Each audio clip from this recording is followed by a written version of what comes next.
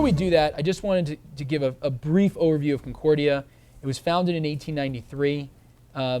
Eric, fill in any gaps if I'm sort of skipping, some things. The story begins for us in 1985 when they founded the School of Adult Learners, Concordia School of Adult Learners. And Eric's going to talk about that. 2000's really where things get started in online. Like many schools here, online isn't just happening yesterday. They've been dabbling in it for a while, but certainly how they got started, I think, was innovative. The story kind of fast forwards to 2007, where they get into grad ed programs with another partner, KTA. Then in 11, I feel like there's sort of a tipping point for this school that happened in 2011, and Eric could correct me if I'm wrong, but this is what we observed, where they really committed to online. They assigned kind of a little bit of a new leadership with Tom Rees, the new president, Eric LaMott, business-minded, but also faculty, instructional, student-minded, and they were empowered to really execute on a bold vision. They hired us. We think this was a good decision to really focus on marketing, enrollment, retention. 2012, this was something that at the time didn't really impact us, and I remember going through this, Eric sort of talking to us a year ago basically now about the tuition reset. It wasn't focused on online, it was focused on traditional, but I will tell you it absolutely has positively impacted what we're doing in the adult undergraduate and graduate programs, because it's brought so much attention to the market, and we always like to say, and Jim always likes to say, rising tide lifts all boats. And in 2013, this is really the year of execution. Expanding programs, investing heavily in marketing, and we're going to talk a lot about some of those issues today. Let me just stop you. I'm going to do this. This is the way I operate. I jump in and cut people off. Just a couple of other things just in terms of how this lays out. I've actually been with Concordia since 94. And I started in the academic, I actually came as an adjunct faculty member, went through the whole scheme of all the fight and battle to become a faculty member, moved into the full-time faculty ranks, went through the whole tenure process, advancement process. So how many faculty do we have in the room? You know what I'm talking about, right? If you've been processing through that or being prosecuted by that process. At the same time, I became the senior vice president. Actually, I started in 99 as a vice president in a couple of other areas. So I've had the opportunity to participate during this change over this period of time, and it's been really critical for us that we had some degree of consistency, both in my position and a couple of other our key positions that we'll talk about going forward. So just a couple of quick insights about who I am. I do still teach. One is because I can't give it up. To me, I think it keeps me grounded. And so I teach a very early class, get them up 8 o'clock in the morning. If we had a schedule on the trad side, if we had a schedule at 7:30, I'd have them up at 7:30. I'm not military. How do you think their brain waves are at that hour? You know what? They're out of that wake, so I might be still doing pretty well, because they might still be in that sleep zone. I'm probably capturing a few extra neurons there that I otherwise may not have been able to attract. And as we go forward, and I'll kind of skim into the next page, as we go forward, I want to make sure this is interactive. If you have questions, jump out, ask us questions. We want to make this a participative process. A little data on Concordia. We're going to be 120 years next year. We've got about 3,000 students right now. We have the traditional population, the adult population, and the graduate population. And as we heard in the last presentation, it's all about having a diversified revenue stream. Concordia used to be very traditional. It was a church, faith-based. It's Lutheran, LCMS, if you're familiar with that segment of the Lutheran population. And it started in those confines, and it expanded and expanded and expanded into being a full-fledged graduate university as it is now. And our goal, and I'll put that up here, is really to become more effective as a comprehensive university and then expand into multiple venues. We're expanding into new programs, new opportunities. Kim Craig and I were just talking after the last one. She has a new idea that just came out of that last conference of a segment of education population that we don't think is being tapped. If you saw those 3 Venn diagrams, there's a segment right there. We want to keep our eyes peeled in that same venue. The difference of where we're at in the life cycle, if you will, between St. Leo and ourselves is we're back where they were 10 years ago, and we're probably year 2 into that execution strategy. They're well into the execution strategy now, just filling out the rest of the branches. Not just, there's a great deal of work in that. We're still in that tenuous phase of, is it going to be successful, is it not? How do you manage that risk? How do you manage that change? Which is not easily done in a very traditional, and I would say faith-based institution where you have a corpus of traditional faculty that, as we heard, kind of have their own focus. And then we have this new and growing element that we've actually been doing for a number of years, but now is actually being mainstreamed, if you will. It's not they're over there on that side, but they're now part of the structure. Our strategic goal is to continue to add new programs, and we're going to talk more about that. We had a new president that just came in a year and a half ago. That was always exciting. How many of you have been through a presidential transition? You don't know if your head's going to be left on the table or not. And fortunately, the new president came in, actually was a former employee of Concordia from years past, and had a very business-minded attitude, just like what you just heard at the last presentation. And I think the key variables that we look at are really that putting that team together that it can execute. You have to have a strategy, but you have to be able to execute that. So I am getting off slide, but... No, this is great, and you told me last night that number is too low, the 5,000. Well, so that's... Still having... We all have strategic plans. How many people have ever worked with advancement? I do advancement work as part of my responsibilities. They're always going to put this number, but their actual numbers behind the scenes is over there. Kim Craig, I made her go to another session. I said, you listen to me all the time. Go out there and learn something else. But she will tell you that I have aspirations that are closer to doubling that in the 5-year period. And as you saw again, and I don't want to keep replicating this, but our goal is not to grow on the traditional side but to 1,500. We actually want to control that destiny and that focus. Even with this entire tuition reset, which is getting substantial national attention and is incredibly successful, is really we're going to grow this in the adult market and in the graduate market, which I think, as we all know, is probably the predominant growth area opportunity for all of us. Great, thanks. All right. I am a faculty member. I can waffle on, so you better interrupt us. So when we start looking at this back in the 2008-2009 environment, we all know there were a lot of challenges in that environment. We had certainly the financial challenges. Now, the beauty of being a small school is we also had a small endowment. So that endowment hit for us, it was absorbable. Now, as an administrator, would I have liked it to have been absorbable? No, I'd love to have a $40, $50, $500, $600 million endowment. We have about a $32 million endowment.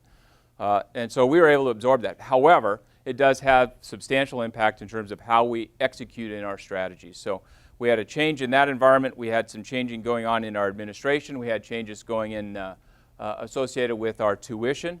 We're in a highly dense environment. In Concordia, I describe it as second to probably Boston per capita for higher ed, private higher ed institutions. I mean, well, you're an athlete, I run.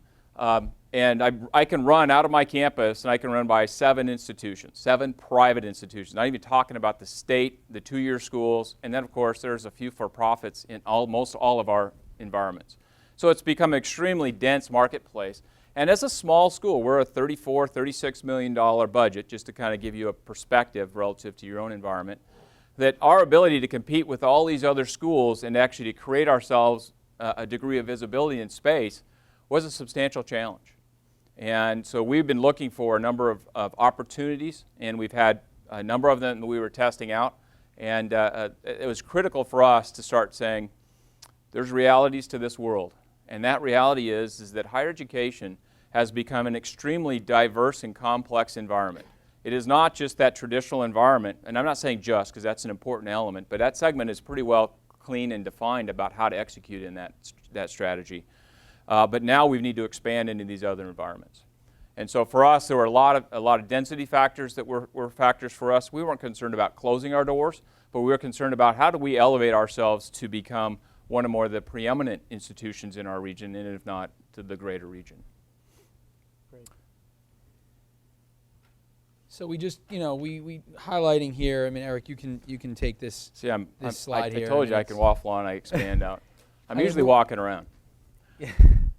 These are just some, again, the enrollments were declining. I think a lot of institutions were facing this. I mean, this data actually I don't think even does justice to the story in terms of the growth between spring 11 and where you are today, right. Measuring the cohort versus there's gen ed students, and just kind of where the leads and the enrollments, the application trends are. We're going to talk about more of that later. But the growth, you're on a growth curve right now. Absolutely. There's no question about it. And we're feeling it, looking at some of the leading indicators like web traffic. We're going to talk about that. So as I said, I'm kind of repeating, but that's our quote, which I have a new quote now. I think it's double that. Yeah, Jim's sitting here. I had to tell him off mic what the number expectations go were. outside and take a deep breath. So let's jump right into strategy one here. And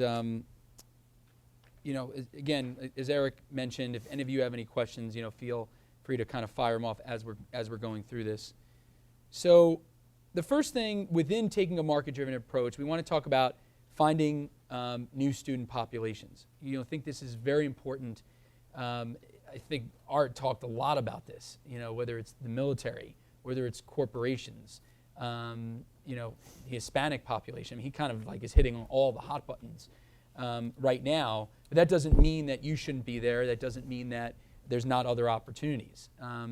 And so, the example that sort of I think is worth highlighting here is kind of in the shift that Concordia made in 1985. I don't know, Eric, if you want to give a little color to that. Yeah, again, in the market, think about 1985.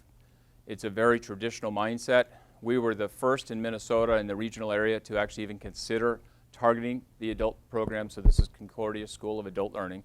And it was a face-to-face model. It wasn't online. It was meant to have face-to-face interactions, but it was a shift in the pedagogical style. It wasn't coming to class 3 times a week for 4 classes periodically. It's 1 class at a time, 1 night a week, in a location that's convenient to them. Again, now starting to take a market-driven approach towards what is that student, we know the student wants the education, but what are the barriers to getting that education, and how can we start addressing those barriers and making ourselves more available to that?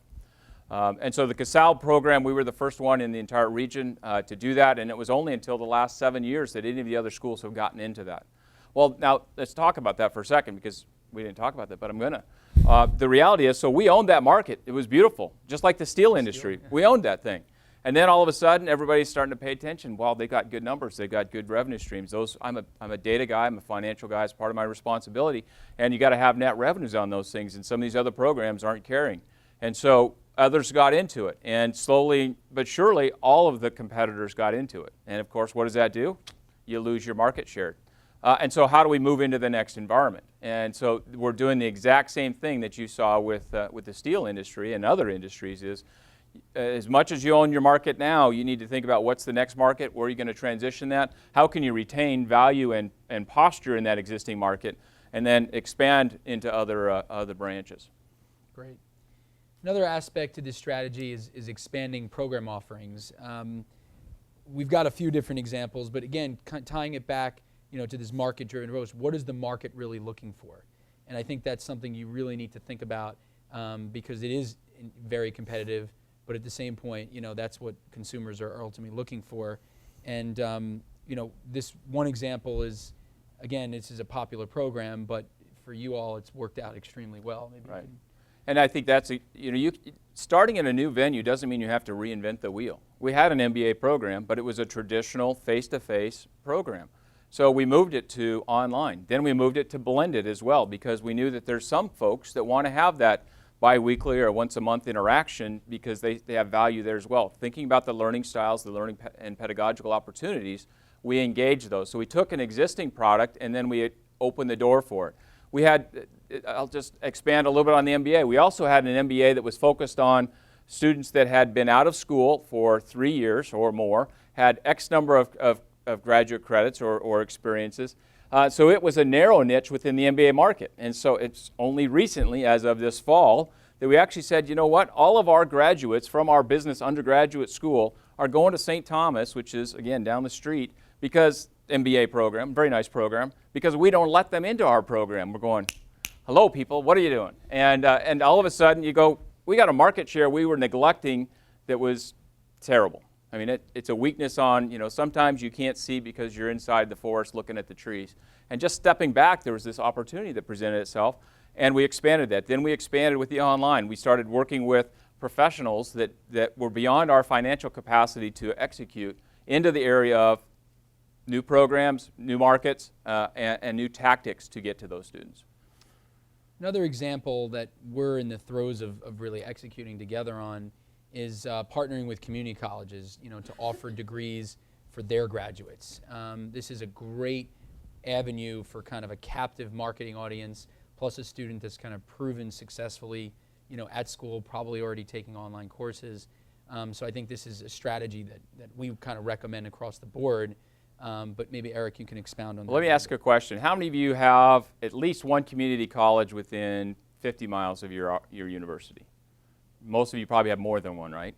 How many of you have strong, robust relationships with them? Perfect. How many of you have articulations for your gen ed so it's seamless? Numbers are there, but getting fewer. And see, you're doing all the right things that we've been doing, and it's not that we're the leaders in that, but hopefully I'm reinforcing to you the strategies that you're doing, the importance to execute on that.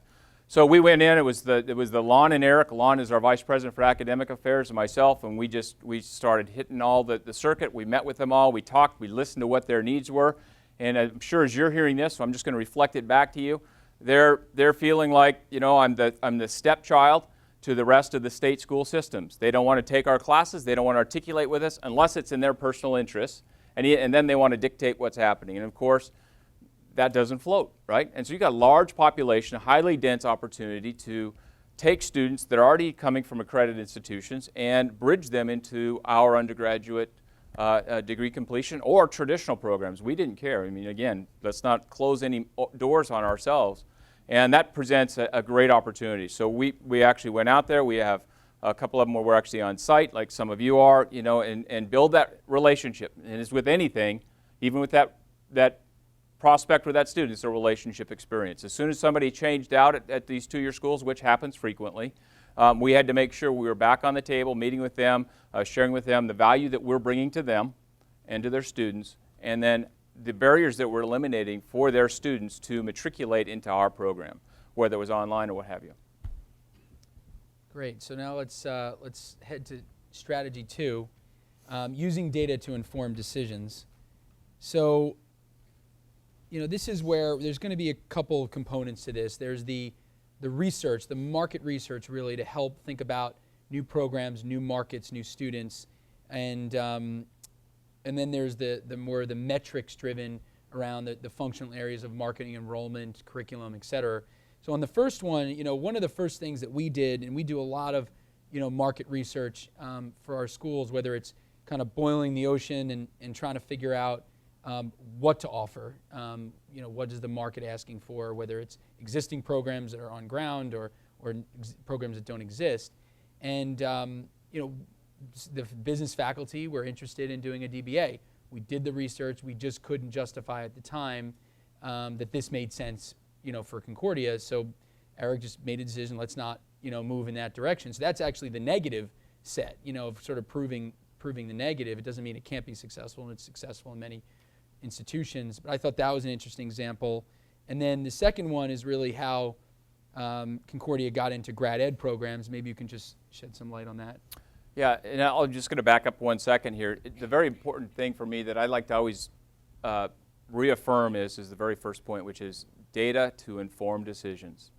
A lot of people say data drives decisions, data makes decisions. Data doesn't do any of that. It has to be informed, which means you as administrators have to encapsulate the data that you have to the level that you can secure it and then make your decisions out of that. And of course, we are all building a plane while we're flying it right now, so it'd be nice to have the crystal ball, to have the full data sets. You have to make some tough decisions.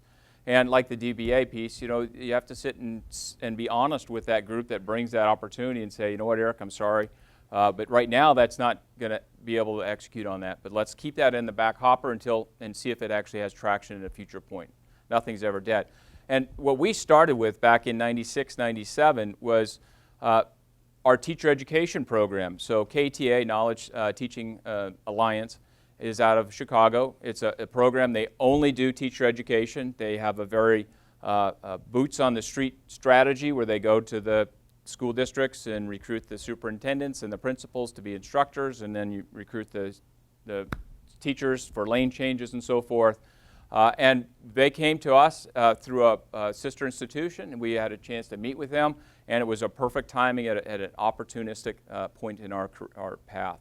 And we saw a great way for us to expand in a marketplace, and we had almost 400% growth in that market over 1 year.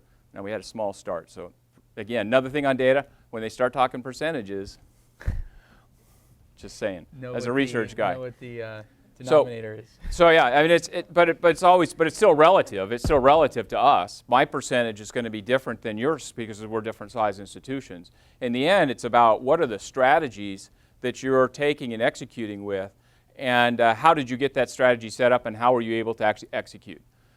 We get a lot of calls, and I'm going to skip on this one a little bit, on this tuition reset, because people want to talk about how did you get that done? I mean, you cut $10,000 on that traditional tuition. We'll tell them all, because we know that we've been able to put ourselves in a position to execute. You just can't do it overnight. But then people can then start to formulate their own strategies. Great. So, we talk a lot about measuring success. Also, on the flip side of that, measuring failure. Let's just talk about marketing. We're looking at the entire funnel, marketing enrollment, cost per lead, cost per application, cost per start, by lead channel.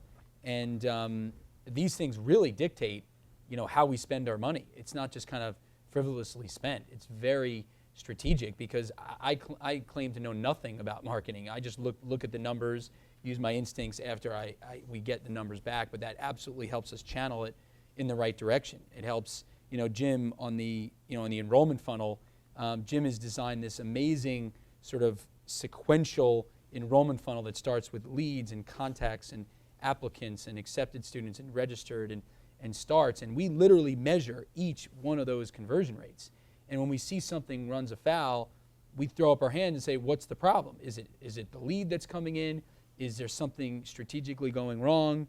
And we partially decided to hire a tuition planner, because that accepted to start rate just didn't make sense. And we felt like we were losing students in the financial aid planning process that we felt like with the right tuition planner could sort of expedite, and we could keep students that we would normally have lost. So that's some of the examples on the marketing and enrollment side.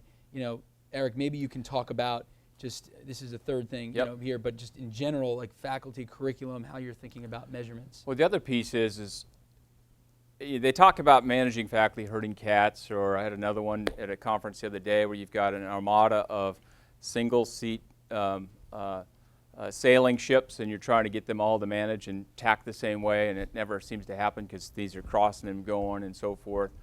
The key is how do you educate, and how did we educate our faculty who wanted to live in a very traditional mindset and only think of themselves and not realize that there's a greater implications. So we had spent many, many years, and it took a while for it to actually sink in, because I'm tenure faculty. I don't have to listen to myself. And we started using some metrics. And so we talked about credits generated. And I would give this to the deans who would share it with the departments, but we wouldn't share it with the entire campus, because I didn't want the Kines department to be compared to the business college and vice versa. But they needed to know that information in order to be aware of what are the things that we're using to make decisions on. And we reminded them all, and I suspect many of us are in the same boat, we are all tuition driven. People like to know that, they don't like to understand it. That means we measured credits generated. So how many credits did the kinesiology program generate? How many majors did I have? And we use a 5-year rolling average, because it kind of goes up and down. How many graduates do we have? And if you get below a threshold or you get above a threshold, there's benefits and challenges. And those programs that don't meet those metrics, have a history of knowing what's happening, so they can try to execute change within their operation, making the program more relevant, adding the new curriculum, getting internships, yada, yada. Or if they just don't show it, then they also understand that there is a terminus to this, and at some point the institution is going to remove that program, or shelve that program, or redirect its resources. And by doing that and building that in over time, well, some don't like it, at least they're aware of what we're doing and how it's being decided and how the decisions are being made, and it's not being made in a hidden box anywhere. So, and I look at net revenues. We have a ratio of for traditional students, 70% of the credits are taught by trad. For our adult programs, it's around 40% are taught by full-time faculty. So just some examples of data metrics that we put out there so that they fit within our budget as well as help people understand decision making. Yep. Definitely orients us as you're trying to execute on a big goal, whether if you're on target or you're getting off target. Right, and you can look at them, and as you heard earlier today, we can carry some programs, and I have 3 or 4. You might have 3 or 4 programs that are running in the red, will consistently run in the red, but they are institutionally driven, and they are not able to be touched, but they can be reshaped and resized, and they know that. Anybody have any questions? I'm going to move on to the next strategy, but figured I'd give anybody an opportunity.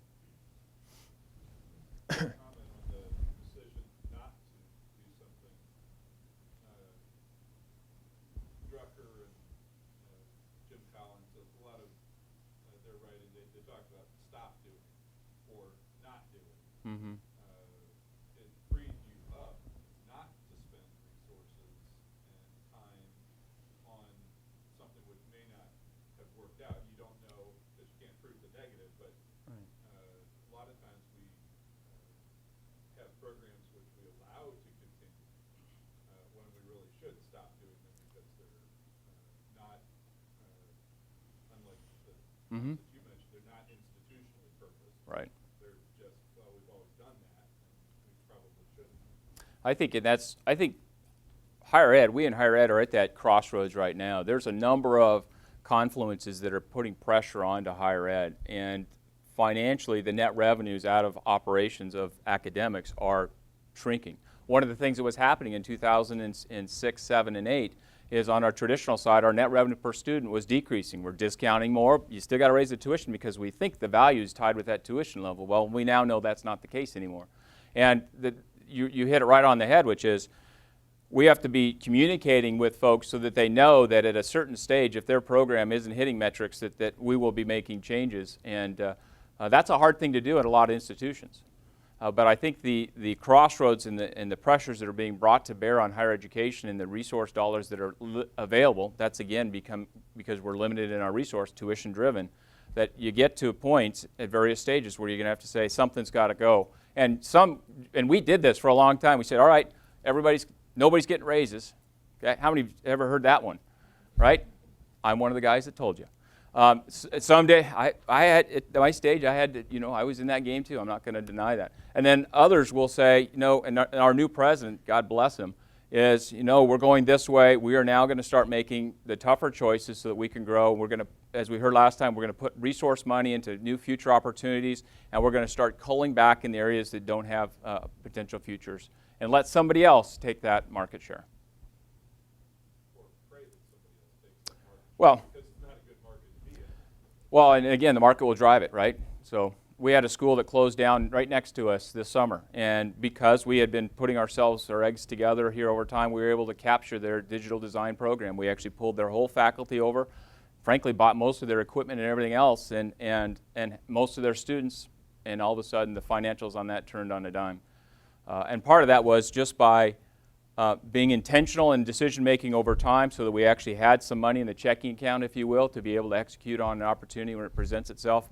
Kim's not here because she would probably throw a stick at me, but I often say opportunity is not a lengthy visitor. Now, I can't get into that opportunity. I can't buy that stock. I can't purchase that opportunity if I don't have something in the bank to work with.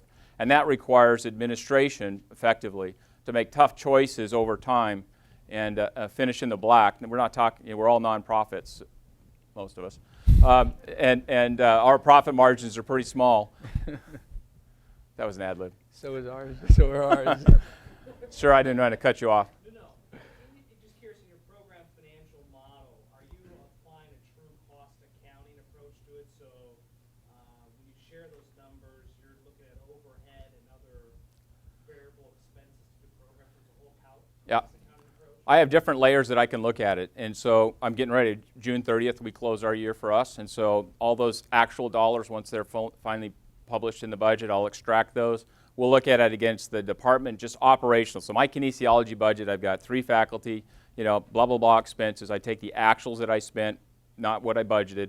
And then I look at that against my credits. I have a net revenue per credit after I discount my financial aid. and then that are just being taught by that program, and I can get a very raw look there. Then I can throw in overhead from the dean, and you can go up the chain. At some point, it doesn't make any sense because I want to do it where every one of my programs, whether it's a cohort degree completion program or trad program, by doing this now, I've standardized my metric for comparison, and I can compare my traditional kinesiology program against my cohort kinesiology program, which actually are separate budgets. But now they're standardized, and I can make be informed to make good decisions on how that operates. There's a lot of data there. Most of it isn't shared at department level because it's beyond their responsibility level. But the deans and the vice presidents get engaged in that. Great, thanks for that. That's good. Good. Yeah.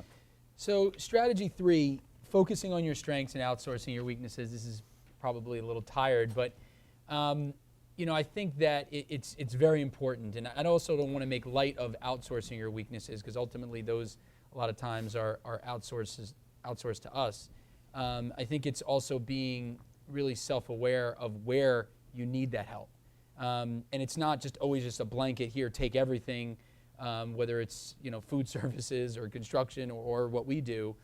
Sometimes it's broken up. We have, I work with a school that, decided, they couldn't give everything to us on certain enrollment because they felt like they needed to manage it themselves, and I think it's working out quite well. So, just some sub-points about this. I just kind of said the first thing here around key outsourcing. I mean, the hiring of the two of us, Eric might shed some light. The one point I want to make, and I'm going to make it probably again in the entrepreneur section, but this is, at least looking back, I mean, Eric and the team at Concordia and anybody else who makes a decision actually took a ton of risk in making this decision, especially the way they did it, sort of, going all in, putting all the chips on the table. There was no toe in the water. Right. There was no toe in the water. And Jim is probably, smiling here. I mean, we have this conversation regularly with schools. It's not just about whether you work with us. It's that you gotta really go all in. That's the only way we are seeing it successful today. Doesn't mean you can't maybe go all in on a particular program or particular area. So I wanted to bring that up around risk taking. Eric, I don't know if you have any other points there.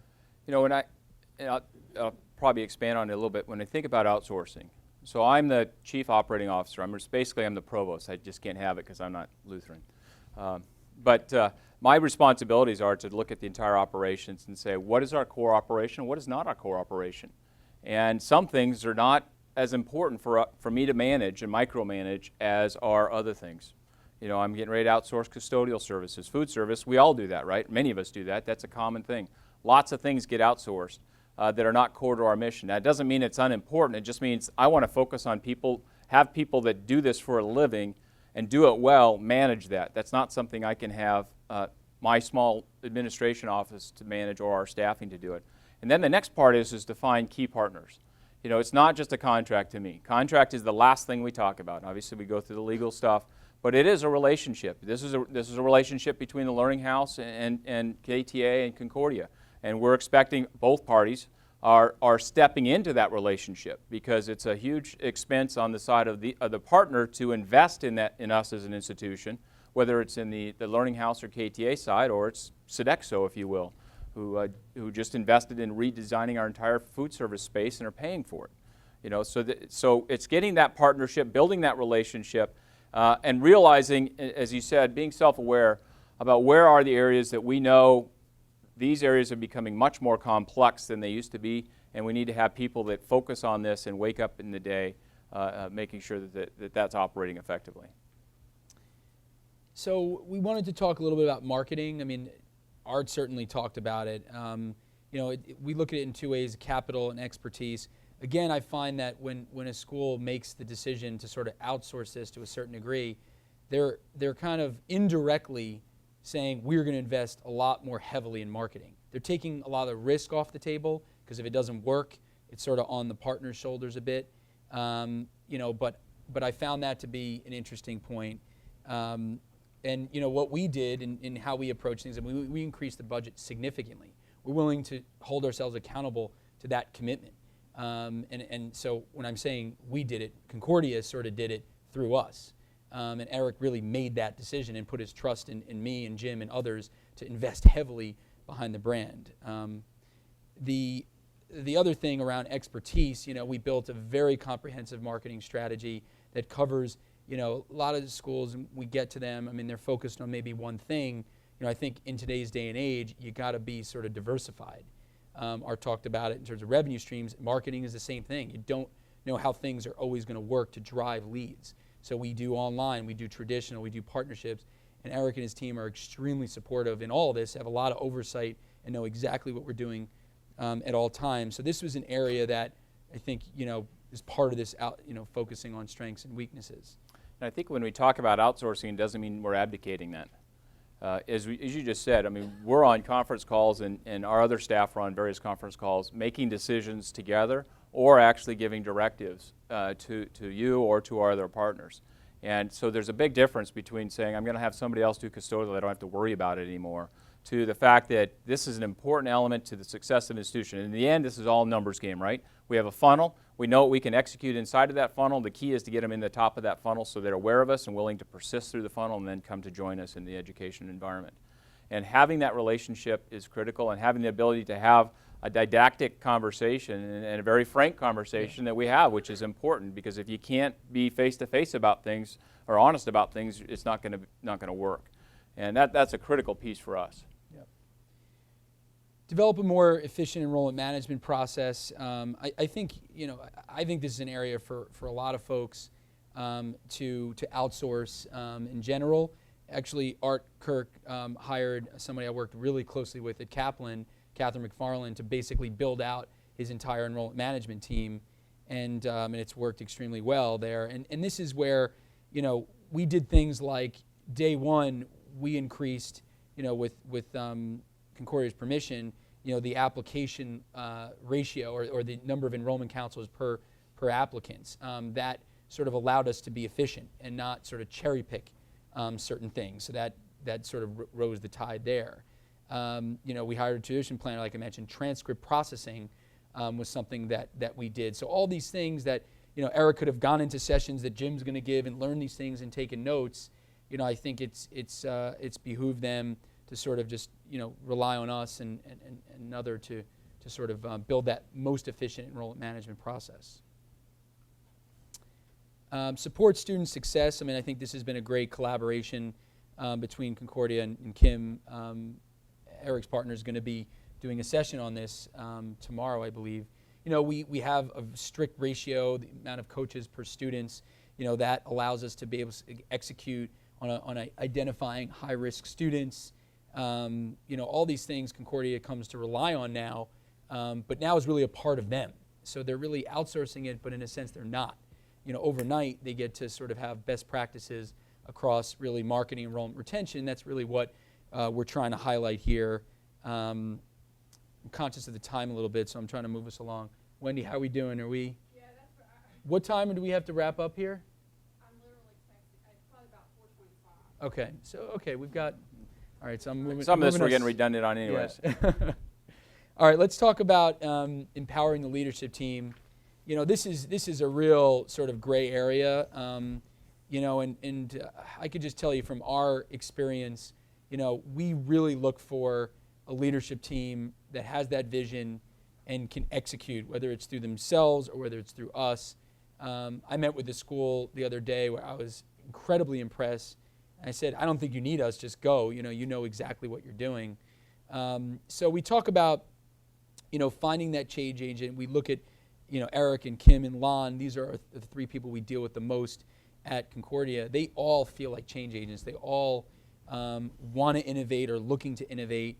And there's this term, not to sort of, we could probably have a whole session on LaMott. I can never say this, it's kind of a tongue. LaMottomation, yeah. LaMottomation is something we heard about, right from the beginning. But maybe Eric can talk a little bit about that and just kind of how he thinks about that in the context of execution. For execution, I come from an operations side of the house, and if you don't have the ducks in a row behind the scenes, it'll never get out the door. And we're a banner school or a Lucian school, depending upon which version you're on or what area you joined them. And one thing that we happened, and I implemented this for 10 universities simultaneously, and some people chose to do the cow pathing. I've always done it this way. I'm in the registrar's office. I've always done it this way. I need to have it look just like this. Ever heard of that? Yeah, and then so you have this, this, this, and we decided no. In order to be effective and to grow, we're not getting more people. We're not getting more other resources. We need to take this project and program, much like what Learning House is doing on the student services side, and say, let's use best practices or use the vanilla version. And we're going to integrate it in the system. We're going to build it out there. We're going to let that run as opposed to having a bunch of people sending out letters on the admission side. Let's use the communication plan system. On financial aid, every single financial aid was being hand-checked over and against the computer calculations. I'm going, are you kidding me? We're not going to do that anymore. So we switched and we rotate that. That allows us to process. And why? Because we want to get this out to the student. We know that time is a critical element. And we have so many barriers inside of ourselves and cow paths in our operations that we needed to take a look at that and change that. And so they call it LaMottomation because I basically say I don't want a person doing this. I want the system to do it because then I have one error 1,000 times rather than 1,000 different errors that are harder to manage. You know, provide autonomy. This is, you know, Eric could maybe talk about this example, but what we see is a very empowered, autonomous group, you know, to sort of execute on this vision. So yeah, you know, in our case, our board, and we have a really savvy, business savvy chair of the board, and he understood with our previous president who just diffused all the resources very thinly that we needed to be more focused. And he said, Eric, you need to do these. I'll help set up rules that give me a cover, if you will, saying you need to make choices to finish with X amount of percentage and so forth, execute that. Don't have to bring everything to me, just do it. And so he gave us that autonomy to go ahead and just start making better decisions at that level. Some boards, you know, you got to take every major to them, and that can be extremely stifling. Some boards, they want to approve every faculty member, and I'm seeing some head shake, and I'm sorry to hear that. But that's the challenge that's going to hurt that institution to be effective, is to be able to make tougher, quicker decisions and execute because, again, opportunity is not a lengthy visitor. And, you know, it's a trust piece, too. Obviously, I had to be performing at a level to meet their trust and execution, and I continually have to do that. I mean, that's just, we all should live within our expectation boundaries. And that's worked out really well for us. Great. Develop a lean organization. I mean, I think Eric's been touching on this a lot. We like to joke that, you know, Eric shares an office with the CFO. I apparently learned he has another office, but maybe as the tenured faculty member. The faculty office. There's always perks about being a faculty. But there's a leanness that really reminds you of a startup, and it's probably, you know, let's kind of, because I'm kind of going to get tight on time. Creating faculty buy-in. I think, Eric, I'm going to let you run with this one, but it's certainly something that is always a challenge, as we see. You know, and as I said, and many of you know this, the faculty are a wonderful population, but we also need to make sure that they're educated about where we're at and what we're doing and what we're not going to do. As we started going through this process of saying, here's where we're going and here's the spaces that we're going to be vacating, that gave some faculty the reality that they have some time to find other spaces for themselves. But for us, it's all about, you know, being as transparent as possible. Here's the metrics that we're using, here's the direction we're trying to go, and here are the decisions that we're going to do. And then as faculty transition, it's important for every faculty that we hire, whether it's trad or not, has to be able to or have at least the interest to teach in all three venues: trad, adult programs, and graduate programs. Not that they all will, but we want to make sure that we vet them in that category because our environments are changing all the time. I tell people a 10-year decision, because I'm part of that 10-year decision process, is a multi-million-dollar decision if that person's a pretty young faculty person. And we need to make sure we're bringing on the right people. They also need to understand, because this is a marriage in some senses, they need to understand where we're going, and we want people that are invested in that vision. And that's an absolute critical piece. And that happens both at the faculty. You know, if I didn't have the quality staff that I have right now, we wouldn't be able to execute. Encouraging all voices. I mean, even just when we visit campus, sometimes you bring in the departmental faculty to sort of maybe air their grievances. Todd, why aren't we getting more enrollments? Right. You know, that kind of stuff.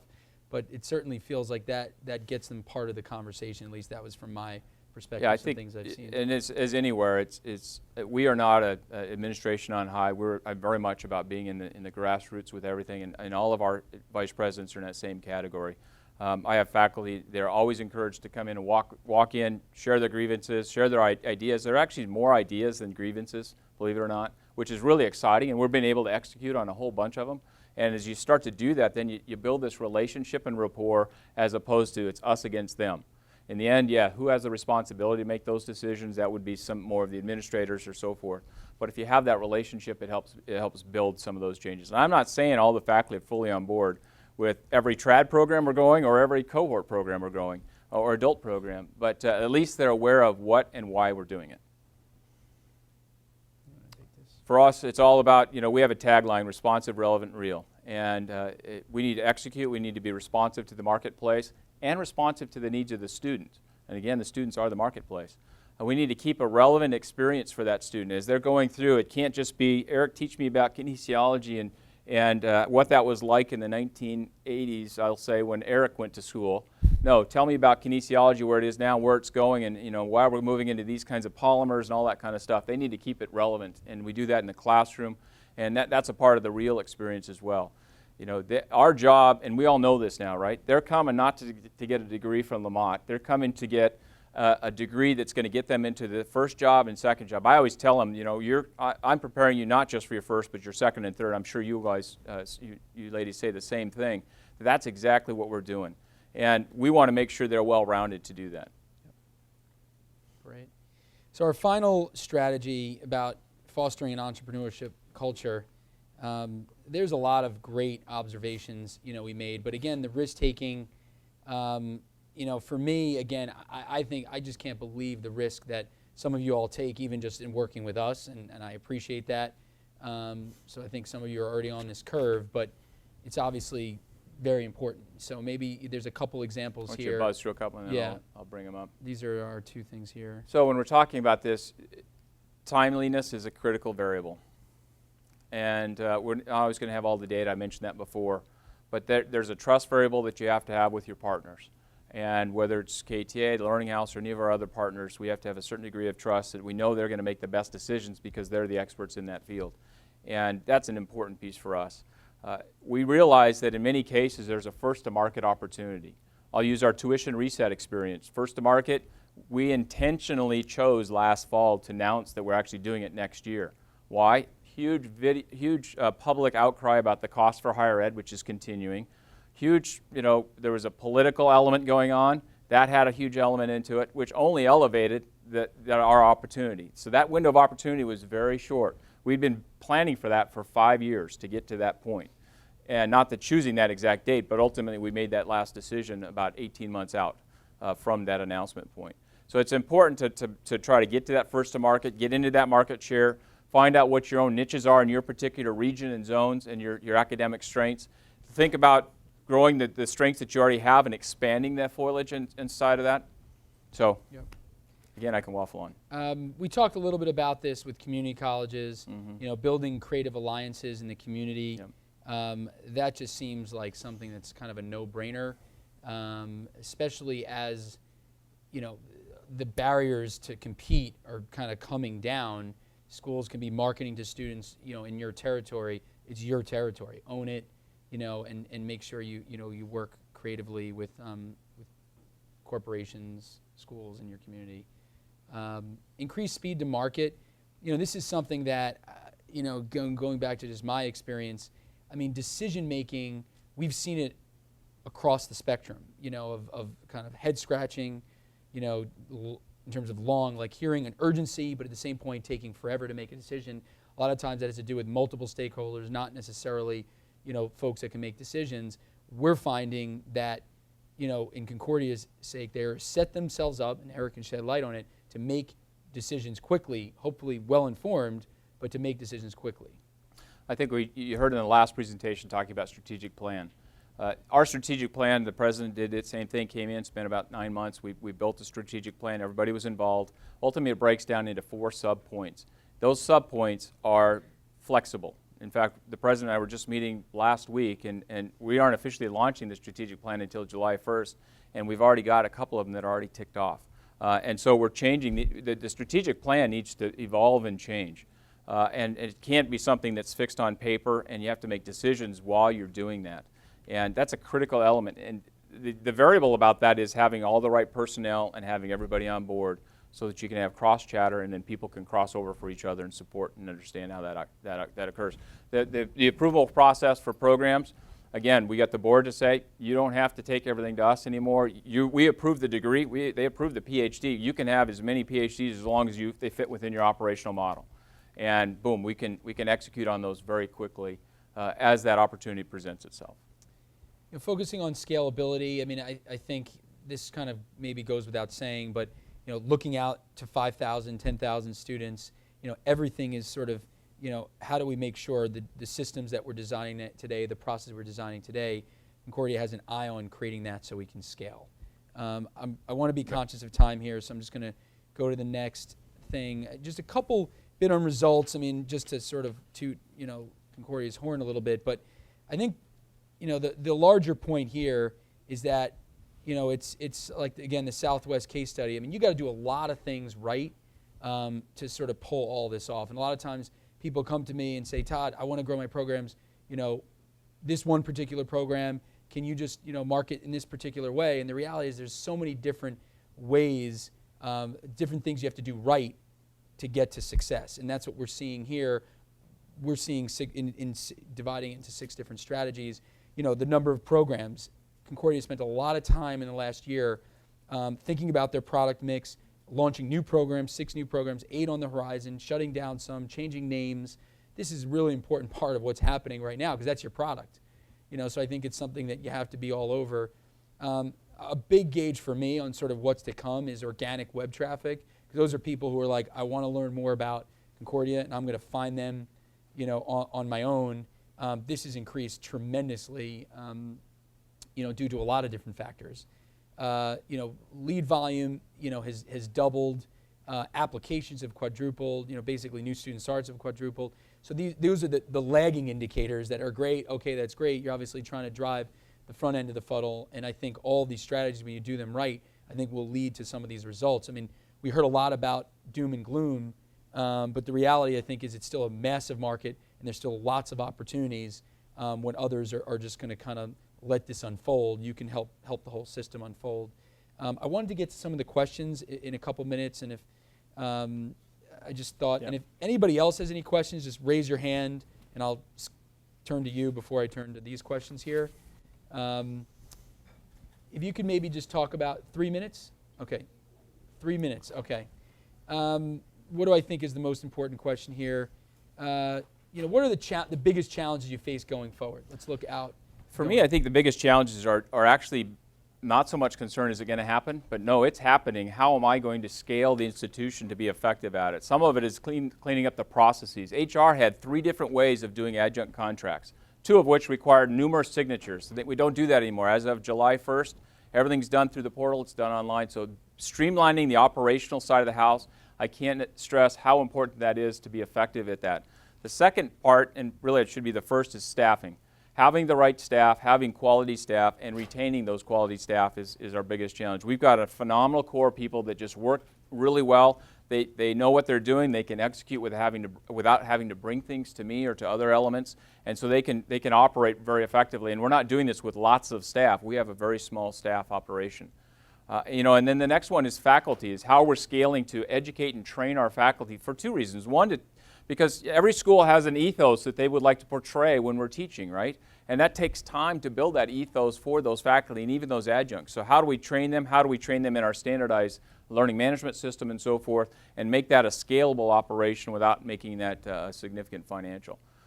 We're very excited about where this is going for us. And while we're still more on the front end of where St. Leo's was, we're in different stages, but you can kind of see people on that different growth curve, perhaps.